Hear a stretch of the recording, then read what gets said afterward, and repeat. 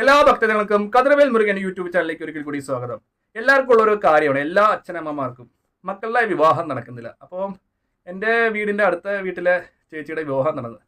എൻ്റെ മോൻ്റെ കാര്യം മാത്രം നടക്കുന്നില്ല. അവനും എൻ്റെ മോനും സെയിമാണ്, സമപ്രായക്കാരാണ്. അവനെക്കാട്ടി നല്ലൊരു ജോലിയാണ് എൻ്റെ മോന്. പക്ഷേ ഞങ്ങൾ മാട്രിമോണിയിൽ കൊടുത്ത് ഇല്ലെങ്കിൽ ബ്രോക്കർമാരോട് പറഞ്ഞ് സമുദായങ്ങളിൽ പറഞ്ഞ്, പക്ഷെ എന്നിട്ട് എൻ്റെ മോൻ്റെ വിവാഹം നടക്കുന്നില്ല. ജ്യോത്സ്യം പറഞ്ഞ് ഇടാ ഒരു കുഴപ്പമില്ലട, നിൻ്റെ വീട്ടിൽ ശുദ്ധജാതകമാണ്, എന്നാൽ അവന് വിവാഹം വരുന്നില്ല. എന്നാൽ അവൻ സർക്കാർ ഉദ്യോഗസ്ഥനാണ്. ജോലികളും കാര്യങ്ങളും ഒന്നും വരുന്നില്ല, ജോലികൾ വരുന്നില്ല, വിവാഹം വരുന്നില്ല.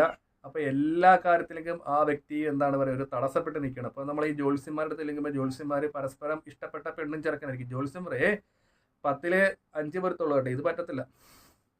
10 5 പേർ നിനക്ക് ഇതിന് നല്ല ബന്ധം വരുമെന്ന് പുള്ളി പറയും. അപ്പം ഒരു കാര്യം ശ്രദ്ധിക്കണം, പെണ്ണും ചെറുക്കനും കണ്ടിട്ട് ഇവർക്ക് പരസ്പരം ഇഷ്ടമാണ്. പക്ഷേ വീട്ടുകാർ ജ്യോത്സ്യൻ്റെ വാക്ക് കേട്ടിട്ട് 10 5 പൊരുത്തം പറഞ്ഞു, പക്ഷെ അവർക്ക് 10 10 വേണം. അപ്പോൾ നല്ലൊരു വിവാഹാലോചന മുടക്കുന്നതിൻ്റെ പങ്ക് കൂടുതലും എനിക്ക് പറയുകയാണെങ്കിൽ ഈ എന്താ പറയുക, ജ്യോത്സ്യന്മാരാണ്.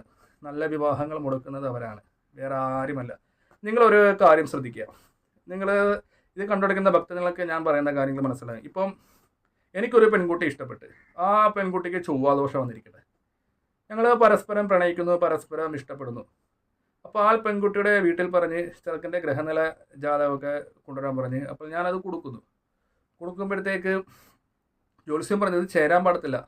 കാരണം പെണ്ണിന് ചൊവ്വാദോഷം ഉള്ളതുകൊണ്ട് ചെറുക്കന് ചൊവ്വാദോഷമില്ല. സമം ചൊവ്വയുണ്ടെങ്കിൽ ആ വിവാഹം നടക്കില്ല. ഇല്ലെങ്കിൽ ചെറുക്കന് പകുതി എത്തുമ്പോഴത്തേക്ക് അപകടങ്ങളും പ്രശ്നങ്ങളും ഒക്കെ വന്നുകൊണ്ട് ചൊവ്വാദോഷം ഉള്ളതുകൊണ്ട് ഈ വിവാഹം നടത്താൻ പാടില്ല. ചൊവ്വ ഉള്ള ഗ്രഹത്തിൽ തന്നെയാണ് നടത്തേണ്ടത്. ജ്യോത്സ്യന്മാർ ഈ പറയുന്ന ആൾക്കാരെ പ്രേരിപ്പിക്കും.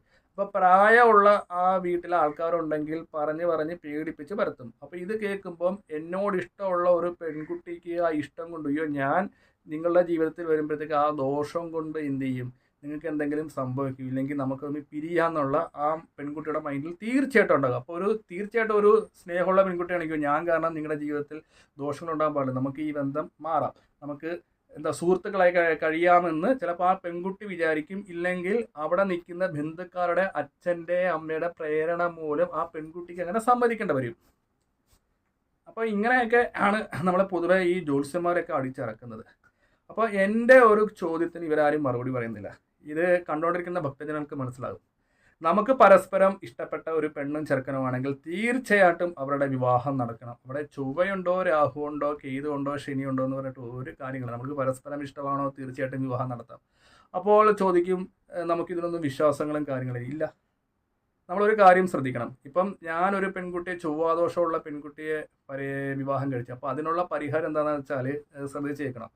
അതിനുള്ള പരിഹാരം എന്താണെന്ന് വെച്ചാൽ, ചൊവ്വാദോഷമുള്ള പെൺകുട്ടിയെ കല്യാണം കഴിക്കുമ്പം വഴിപാട് താലി കെട്ടി 41 ദിവസത്തിനകം സുബ്രഹ്മണ്യ സ്വാമി ക്ഷേത്രത്തിൽ ആ താലി സമർപ്പിക്കുക. അതിനുശേഷം പെൺകുട്ടി തന്നെ താലി കെട്ടുക. പിന്നെ സുബ്രഹ്മണ്യ യന്ത്രം 2 പേരും ഇടുമ്പോഴത്തേക്ക് ചൊവ്വാദോഷത്തിന് പരിഹാരമായി. ഒരു കാര്യം ശ്രദ്ധിക്കുക, പരസ്പരം ഇഷ്ടപ്പെടുന്ന മനസ്സുകളിൽ തമ്മിൽ ഒരു ഈശ്വരനും എന്താ പറയുക പിരിക്കത്തില്ല. കാരണം എനിക്കും എൻ്റെ പ്രണയിനിക്കും ഭയങ്കരമായിട്ട് ഇഷ്ടമാണ്. പക്ഷേ ചൊവ്വ അവിടെ വില്ലനായിട്ട് വന്നിട്ട് ചൊവ്വ നമ്മളെ ദ്രോഹിക്കില്ല.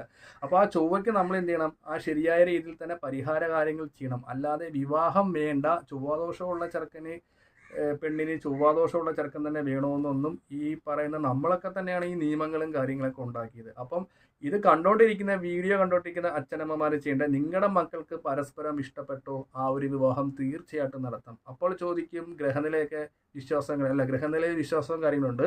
നമ്മളൊരു കാര്യം ശ്രദ്ധിക്കുക, നമുക്ക് പരിഹാരമില്ലാത്ത പ്രശ്നങ്ങൾ ഭൂമിയിൽ തന്നെ ഇല്ല. ഇപ്പോൾ പരസ്പരം ഇഷ്ടപ്പെട്ട ആൾക്കാർ എത്ര പേര് വിവാഹം കഴിക്കുന്നുണ്ട്, ഒന്ന് ശ്രദ്ധിച്ച് നോക്കാൻ അറിയാൻ പറ്റും.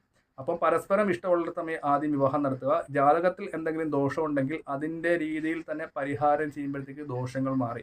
ഇപ്പോൾ ഒരു വ്യക്തിക്ക് മദ്യരഞ്ജി ദോഷമാണെന്ന് വെച്ചാൽ മദ്യരഞ്ജി ദോഷത്തിന് അതിന് പരിഹാരം ചെയ്യാം എന്ന് വെച്ച് വിവാഹം അവർ തമ്മിൽ നടത്തേണ്ടെന്ന് ജ്യോതിഷത്തിൽ പറയുന്നില്ല.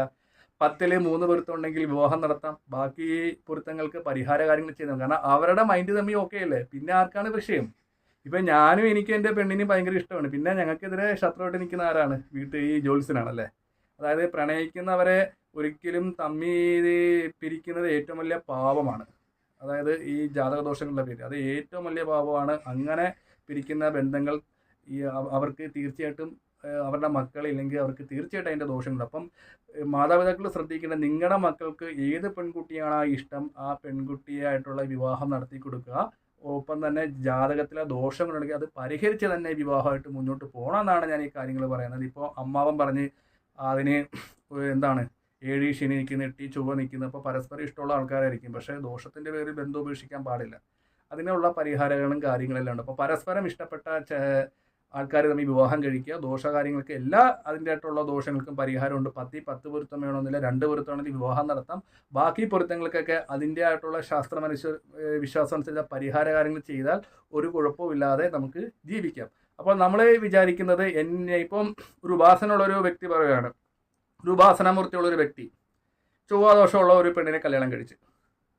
അപ്പോൾ ആ തിരുമേനി പറയുവാണ്, ഞാൻ എൻ്റെ സുബ്രഹ്മണ്യനെ വിശ്വസിക്കുന്നില്ല, അല്ലെങ്കിൽ ഞാൻ എൻ്റെ ഭദ്രകാളി ഭക്തനാണ്, ഞങ്ങൾ പരസ്പരം ഇഷ്ടമാണ്, എനിക്കെൻ്റെ കാളിയമ്മ എനിക്ക് തുണയായി വരും. ആ ഉള്ള വിശ്വാസത്തിൽ ആ പെൺകുട്ടിയെ കല്യാണം കഴിക്കുവാണെങ്കിൽ അവിടെ ദോഷങ്ങൾക്ക് പ്രാധാന്യമില്ല. കാരണം അവൻ്റെ ഈശ്വരനെ വിശ്വസിച്ച് തുടങ്ങി. കാരണം ഞാൻ ഈ പെൺകുട്ടിയെ കിട്ടുമ്പോഴത്തേക്ക് മനസ്സും ശരീരവും എന്താ പറയുക സ്നേഹിച്ചാണ് കിട്ടുന്നത്, അല്ലേ?